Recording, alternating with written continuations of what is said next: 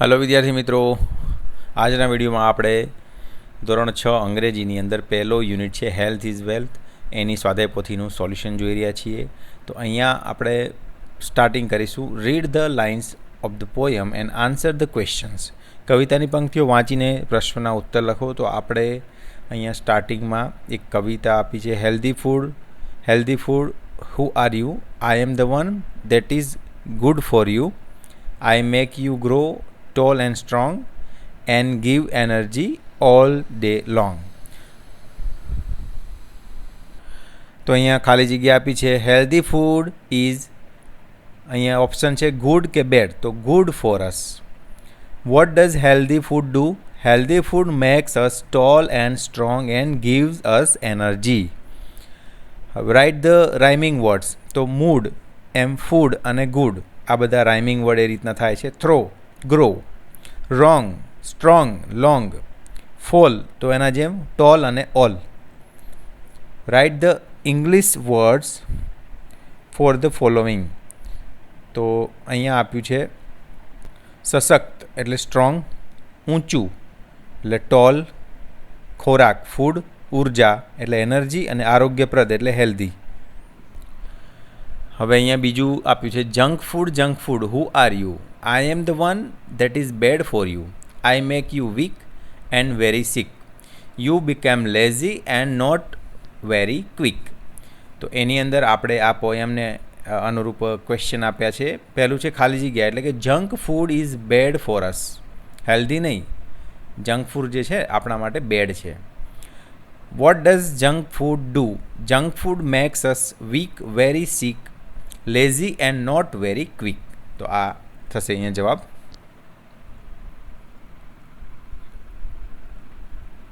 હવે આગળ છે રાઇટ ધ રાઇમિંગ વર્ડ. તો સેડ તો બેડ, સ્પીક વીક, ટીક એટલે સિક અને ક્વિક, હેઝી એટલે lazy. Write the English words for the following. તો એમાં આવશે માંદું તો સિક, આળસું એટલે લેઝી, નકામું એટલે જંક અને નબળું એટલે વીક. તો અહીંયા ફ્રોમ જંક ટુ જોઈ આખો એક પેરેગ્રાફ આપ્યો છે. તો હવે એના પ્રશ્નો જોઈએ આપણે. Who was sad? તો Radha was sad. Radha was sad because she forgot her lunch box. Who appeared before Radha? તો a fairy appeared before Radha. Radha forgot her lunch box. શું આવશે અહીંયા ચોથામાં? Lunch box. પછી આગળ જોઈ રાધા વોઝ સરપ્રાઇઝડ. છઠ્ઠું છે અ ફેરી વેવ્ડ હર મેજિક વાન્ડ. પછી સાતમું છે ધેર એપિયર્ડ 5 લંચ બોક્સીસ. આગળ આવશે આઠમામાં write the English words for the following. તો રંગબેરંગી એટલે કલરફુલ, પરી એટલે ફેરી, ઉદાસ થઈને એટલે સેડલી, પછી જાદુઈ લાકડી એટલે મેજિક વેન્ડ. હવે બીજામાં અહીંયા આ પેરેગ્રાફ છે એને રિલેટેડ ક્વેશ્ચન જોઈશું. Carrots have vitamin A. What was there in the first box? There were carrots in the first box. Vote did Radha want? Radha wanted pizza. Carrots will make your eyes sharper. Write the English words for the following. વધુ તેજ એટલે sharper અને આતુરતાપૂર્વક એટલે એગરલી. હવે ત્રીજું અહીંયા line આપી છે એની અંદરથી જોઈશું. તો પહેલામાં આવશે સ્પિનાચ મેક્સ યુ સ્ટ્રોંગ. પછી બીજાની અંદર જવાબ આવશે there was spinach in the second box. Spinach give you lots of energy. પછી ચોથામાં જવાબ આવશે, પ્રશ્ન છે what did Radha do when she saw spinach? Radha frowned when she saw spinach. પાંચમું છે write the English word for પાલકની ભાજી એટલે સ્પિનાચ એને કહેવાય છે. ચોથાની અંદર અહીંયા પહેલામાં જવાબ આવશે રાધા વોન્ટેડ બર્ગર્સ. બીજામાં છે apples have fibres to keep your ટમી happy. What was there in the third box? there were apples in the third box. પાંચમું છે Radha, oh no, beans. Fairy says, yes, beans make your muscles strong. તો beans make our muscles strong. પછી આગળ છે when Radha opened the fourth box she groaned. એટલે ત્રીજું છે what was there in the fourth box? There were beans in the fourth box. ચોથું છે write the English words for the following. તો સ્નાયુ એટલે મસલ્સ અને કઠોળ એટલે બીન્સ. છઠ્ઠું છે એમાં અહીંયા 2-3 લાઈન આપી છે, પછી પ્રશ્નો છે oranges have vitamin C. there were oranges. પછી when Radha saw oranges she pouted. Oranges protect us from getting sick. Write the English words for the following. રક્ષણ કરવું એટલે પ્રોટેક્ટ, અને બીમાર એટલે સિક, અને છેવટે એટલે ફાઇનલી. હવે આગળ વધીશું. સાતમો જે અહીંયા છે ફકરો, એના પછી ક્વેશ્ચન જોઈએ. What do noodles, burgers and pizza do? Noodles, burgers and pizza weaken our health, એટલે આપણી હેલ્થ બગાડે. બીજું છે what is healthier? Fruits and vegetables, beans and grains are healthier. Radha fell off the bed. Write the English words for the following. ક્ષણ એટલે moment, સપનું એટલે dream, અને રોકવું એટલે સ્ટોપ. પીટર ધ ઈટર, હવે એ આપણે જોઈશું. તો પીટર ધ ઈટરનો અહીંયા પેરેગ્રાફ આપ્યો છે, પછી આપણે પ્રશ્નો આપેલા છે, જોઈએ. Did Peter go to the doctor? Yes, Peter went to the doctor. પછી બીજું છે what did Peter complain of?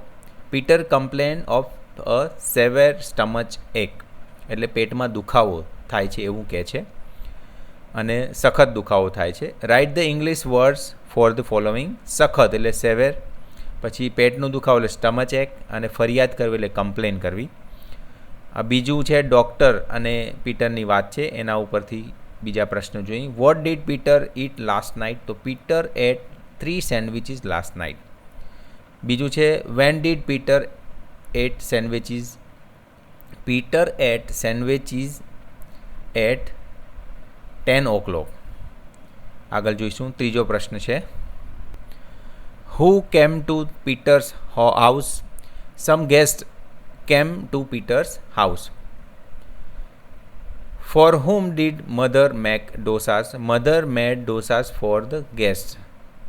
Write the English words for the following. તો અહીંયા બનાવવું એનું થશે પ્રિપેર, મોડું એટલે લેટ, અને મહેમાન એટલે ગેસ્ટ. ત્રીજું છે doctor did you eat the any dosa? તો આ આખો પેરેગ્રાફ છે, એના ઉપરથી પ્રશ્ન જોઈ. How many dosas did Peter eat? Peter ate 2 dosas. Why did Peter ate only 2 dosas? Peter ate only 2 dosas because he does not like dosas much. When did Peter ate pizza? Peter ate pizza in the garden. When did Peter have snacks in the garden? Peter had snacks in the garden at 7 p.m. પછી અહીંયા ચોથું છે, એમાં 5 line આપી છે. પછી જોઈએ what did Peter eat last night? Peter ate 1 pizza, 2 dosas and 3 sandwiches last night. Peter's stomach ache was natural. તો આ આખી જે વાત છે એમાં ખાલી જગ્યા આપણે વચ્ચે વચ્ચે પૂરતા જઈએ છીએ. પાંચમું હવે સંવાદ છે. What did Peter have in the morning? Peter had a glass of milk with bread and butter in the morning. બીજું છે was the doctor angry with Peter? Yes, the doctor was angry with Peter.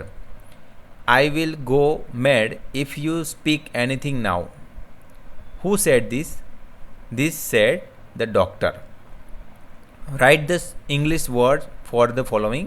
દવા એટલે medicine, હાનિકારક એટલે harmful, બોલવું એટલે speak, અને માખણ એટલે બટર, ગુસ્સે થઈને એટલે એંગ્રીલી. હવે અહીંયા ગ્રામર જોઈએ. Look at the picture and fill in the blanks with the words given in the box. ચિત્ર જોઈને બોક્સમાં આપેલ શબ્દો વડે ખાલી જગ્યા પૂરો. The cat is the computer behind the computer. The dog is under the bed. The bed is between the windows. બારીની વચ્ચે બેડ દેખાય છે ને. The books are in the box. જો બુક્સ આ બોક્સની અંદર દેખાય છે. The computer is on the table. Fill in the blanks with the correct prepositions. તો અહીંયા જોઈએ. The bird is in the cage. અંદર છે ને. The book on the table. ટેબલની ઉપર છે એટલે ઓન આવે, અને આ પક્ષી અંદર છે એટલે ઇન આવશે. આગળ જોઈશું. ત્રીજું છે the table is between the chairs. The girl is behind the door. The rabbit is in front of the tree. The flowers are in the vase. The ball is under the cot. The fan is on the table. પછી છે the boy is behind the chair. The toy is in front of the chair. હવે અહીંયા આગળ જોઈશું. Example the chair is between the sofa and table. તો આ રીતના બ્રેકેટમાંથી આપણે સાચો જવાબ ખાલી જગ્યામાં લખવાનો છે. I am sitting between Nitin and Hina. The lion is in the cage. Heta is sitting on the chair. My book is in the bag. There is a garden in front of my house. The farmer is sleeping under the tree. The boy is hiding behind the door. The clock is on the wall. The bus is in front of the gate. The cat is under the bed. The teacher is in front of the blackboard. The sun is shining in the sky.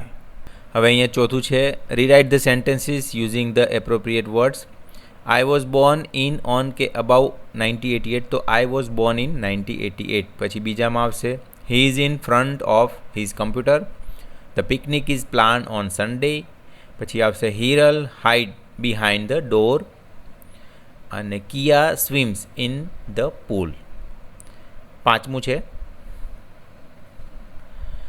fill in the blanks with the present continuous tense forms of the verb given in the brackets. તો આ બ્રેકેટમાં જે છે એનાથી proper continuous tense લઈને પૂરવાનું છે. Example આપ્યું છે the boy play આપ્યું છે તો આપણે લખીશું આર પ્લેઇંગ ક્રિકેટ. એવી રીતના દે સિટ એટલે they are sitting in the classroom. Who is giving you toys? I am studying. The teacher is writing on the blackboard. Prachi and Neha are drawing pictures. The children are riding on the elephant. Gopal is flying kites. I am going to school. Aman is running fast. The girls are skipping. You are talking very loudly. The cat is drinking. અહીંયા કમ્પોઝિશનમાં આપેલું છે read the invoice and answer the questions. તો અહીંયા Annapurna grocery સ્ટોરનું એક invoice આપ્યું છે જેના માલિક છે મિસ્ટર રમેશ બારોટ, અને હિના ભેડાનું આ બિલ છે. તો હવે નીચે ક્વેશ્ચન્સ આપેલા છે. What is the total amount of the bill? તો total amount of the bill is 1454.25 1454.25. Who is the owner of the Annapurna grocery store? તો હમણાં આપણે જોયું ને, લખ્યું છે Ramesh Barot. Mister Ramesh Barot is the owner of the grocery store. How many litres of groundnut oil was bought? તો 2 liters of groundnut oil was bought. When was the invoice generated? This invoice was generated on 21st October 2024. Was the GST amount included in the invoice? Yes, the GST amount was included in the invoice. આપણને દેખાય છે GST amount 69.25. હવે અહીંયા એક ચિત્ર આપ્યું છે અને 5 થી 7 સેન્ટેન્સ લખવાના છે, એની હાઇલાઇટ પણ અહીંયા આપી છે. A school building, a teacher, children, uniform. તો સેન્ટેન્સ નીચે જે લખ્યા છે જોઈએ. This is the picture of school compound. The school building is very big. The flag is in front of the building. There are many trees in the compound. Birds are flying in the sky. જોઈ શકાય છે.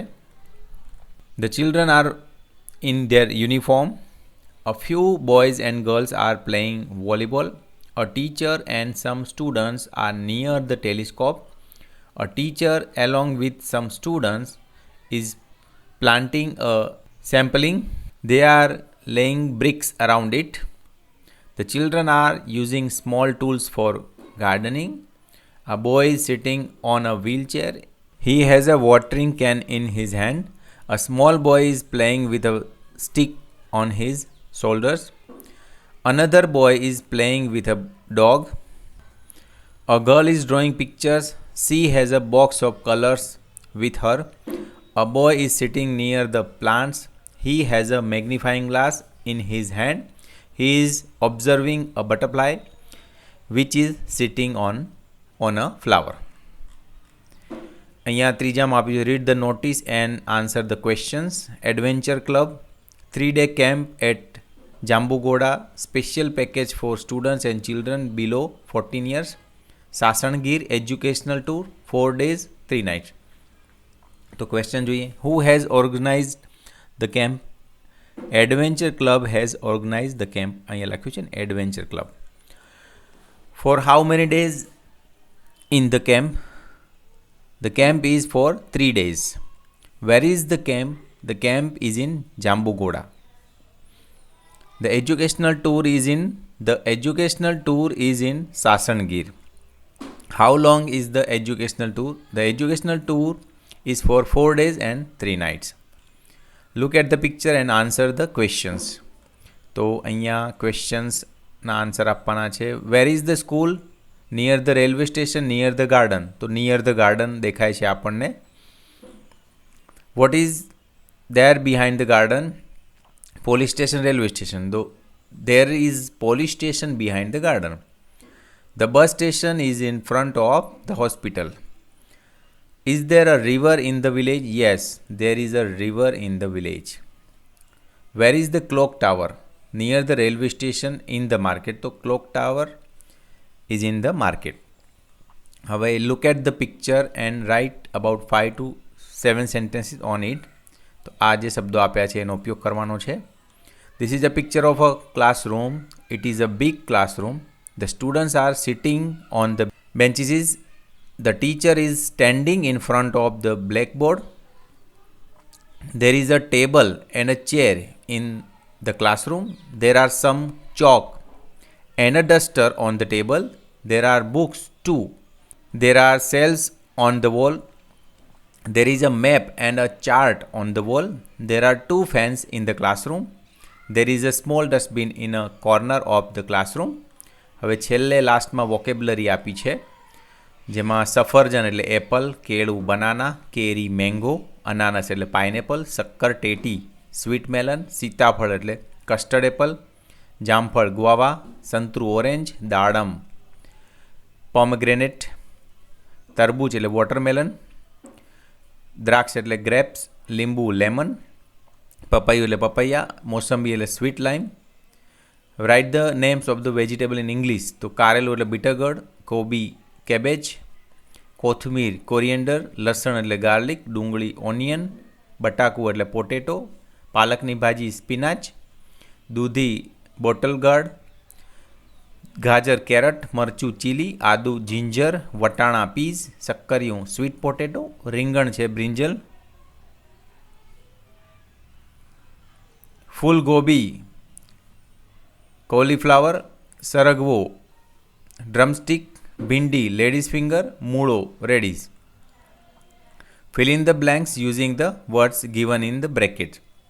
તો અહીંયા બ્રેકેટમાંથી જે શબ્દો છે એનો use કરીને અહીંયા જો કે એક્ઝામ્પલ આપ્યું છે. I am watching a movie in a theatre. અહીં વોચ આપ્યું હતું, એના ઉપરથી આપણે આઈ એમ વોચિંગ કર્યું. વી અહીંયા પ્લે આપ્યું છે. We are playing in the nearby park. Pratham is singing at the function. Girls are playing chess. The teachers is teaching the students. I am reading a story book.